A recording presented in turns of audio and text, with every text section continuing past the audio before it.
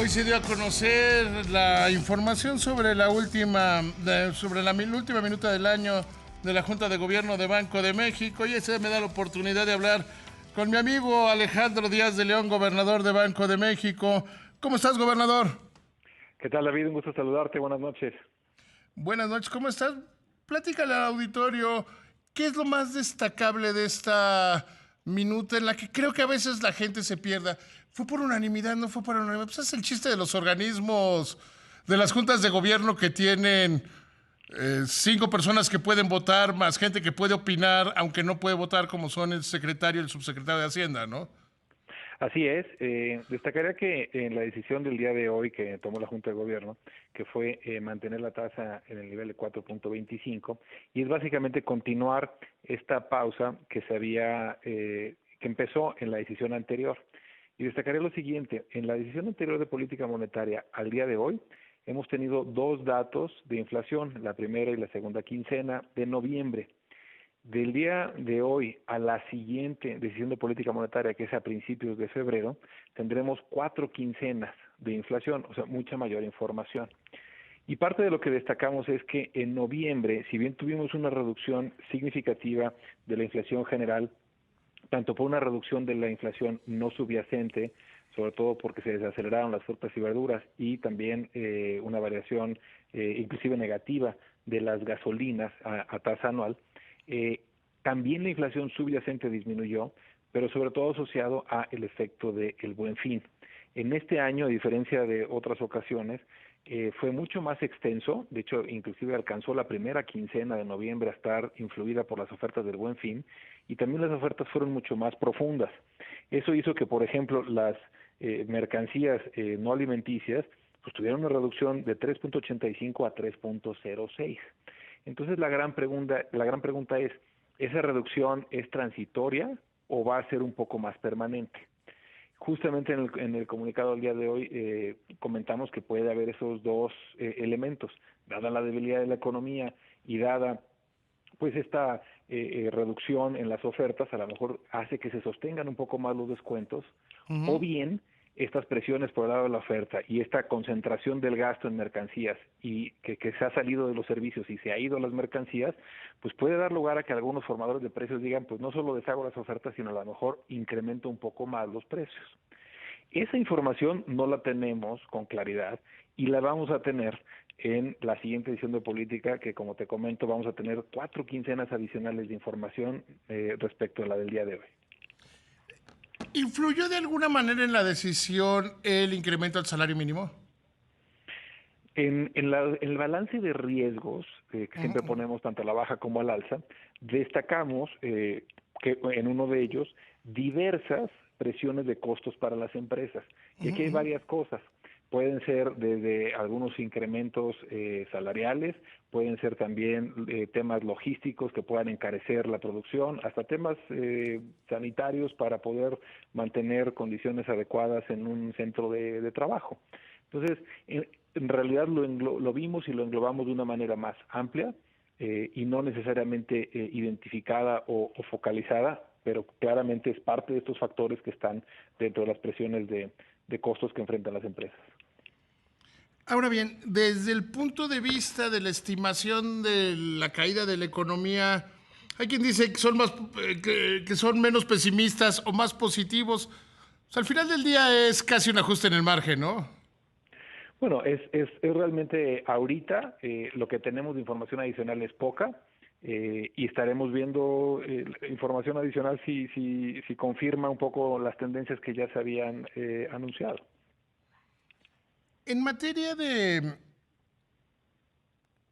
año, ¿cómo determinarías tú que se fueron construyendo las decisiones de política monetaria? Porque sin lugar a dudas fue un año donde yo siempre lo dije y lo sigo sosteniendo, que había demasiada bruma como para tomar cualquier decisión hacia dónde llevar al barco, y ustedes tenían que tomar decisiones de muy largo plazo, como son en la política monetaria. Una decisión de tasas no se nota inmediatamente, sino puede tardar un mes, 2 meses en sentirse, ¿no? Sí, yo creo que la verdad ha sido un año muy complejo, de choques muy significativos, muy pronunciados y que no tienen precedente en cómo se está comportando la economía en algunos rubros. Por ejemplo, tan claro como en esta decisión que decimos que han estado presionadas las mercancías al alza y los servicios a la baja, usualmente en una desaceleración económica se desacelera el gasto parejo, tanto en las mercancías como en los servicios, y se desacelera todo.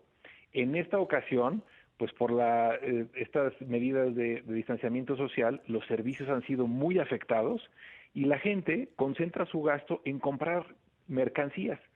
Entonces, hemos visto, inclusive en términos de inflación, una relación distinta a la que usualmente esperarías en una desaceleración o una contracción económica tan marcada, precisamente porque la pandemia es un reto muy particular. Ahora, también en materia Sí, financiera. porque ha tenido una mutación en los patrones de gastos. O sea, 100%. alguna parte de la mutación yo creo que se va a quedar y otra es temporal, digamos, ¿no? Yo creo que esa es la gran pregunta. ¿Qué tanto de esto, ya una vez que la población tenga un avance importante en vacuna, en confianza, etcétera, probablemente va a haber un efecto inicial de que la gente va a querer servicios de los que ha estado alejado mucho tiempo, a lo mejor los quiere hacer, pero de una manera más cautelosa, más cuidada. ¿Qué tan permanente va a ser el efecto de algunas de estas afectaciones que estamos viendo? Pues va a ser todavía es incierto, y sí están cambiando los patrones de consumo. Va a haber, inclusive hasta en los términos de bienes raíces, para oficinas y etcétera, pues evidentemente va a haber un ajuste, porque se ha demostrado que en muchas instancias puede haber trabajo remoto y a distancia y con mucha productividad. Sí, o sea, esas son cosas que el banco se va a tener que dar, que se va a tener que dar tiempo, digamos, ¿no? Yo creo que en la recuperación va a haber sectores que son los que han sido más afectados, que todavía es muy incierto si se va a poder regresar al estadio de las cosas previo a la pandemia, o si va a haber una afectación más permanente y que se necesite reinventar en algunos de los matices de estos servicios, ¿no? Oye, te llevo a otro tema que hoy también anuncian. El balance de riesgos del Consejo de Estabilidad Financiera, del Sistema Financiero, donde Banco de México participa. ¿Qué destacarías de esto? Bueno, en primer lugar, destacaría que en el margen, digamos que ha habido una mejoría en cuanto al balance de riesgos que enfrentamos hoy respecto a lo que habíamos visto hace, por ejemplo, unos 6 meses. Y algunas de las encuestas que levantamos con los intermediarios financieros también lo apuntan. Claramente estamos peor en materia de riesgos respecto a los datos previos al COVID, pero ha habido una mejoría importante de los grados de afectación que vimos en los meses más intensos, en particular en marzo y en abril, inclusive también en mayo, donde la perspectiva de riesgo crediticio, de riesgo de tasas, de riesgo de tipo de cambio, etcétera, era mucho más elevado. Lo que hemos podido ver es que sí ha habido incrementos en, la cartera vencida, etcétera, pero lo han podido administrar con sus propios resultados, e inclusive con la recomendación de la Comisión Nacional Bancaria de Valores de que no se distribuyeran dividendos. Los índices de capitalización se han fortalecido y están hoy superiores a los niveles que tenía antes de la pandemia. Entonces, digamos, sí, porque además los bancos en el susto, entre las recomendaciones y el susto, se pusieron a generar todas las reservas posibles, ¿no? Yo creo que fue una decisión adecuada el tratar de acumular los ingresos que tenían, reconocer los quebrantos o la cartera que no estaba funcionando, y aún así acabar con niveles de capital superiores y con niveles de cartera vencida y de morosidad bajos. Entonces, a pesar de la adversidad, eso no significa que no haya retos, hay una contracción importante en el crédito y que eso obviamente habrá que revertirla para que la recuperación sea un poco más sostenible y tiene que ver obviamente con la incertidumbre y riesgos.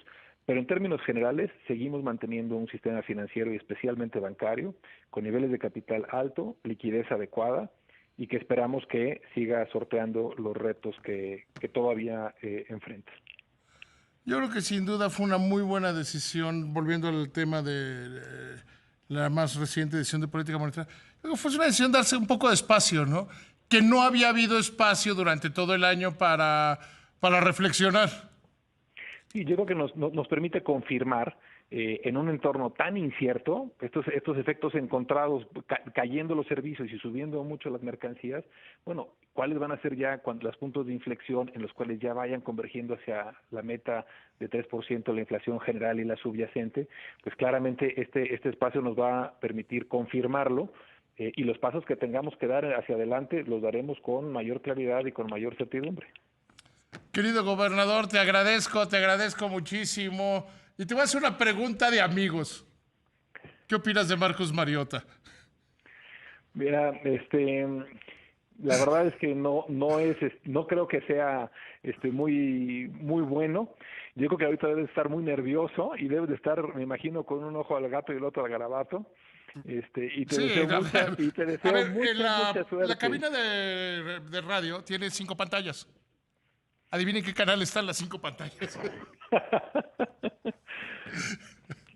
Que haya suerte, que haya mucha suerte. Mira, yo lo único que espero es que Mariota recupere su carrera y la única manera es teniendo un partidazo hoy. ¿Estás de acuerdo?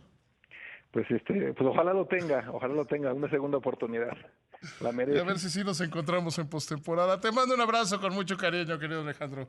Igualmente, un saludo, lo mejor. Hasta luego. Que te vaya muy bien, lo mejor para ti, que se mantenga la salud en tu casa como debe ser. Te mando un abrazo con mucho cariño. Igualmente, hasta luego.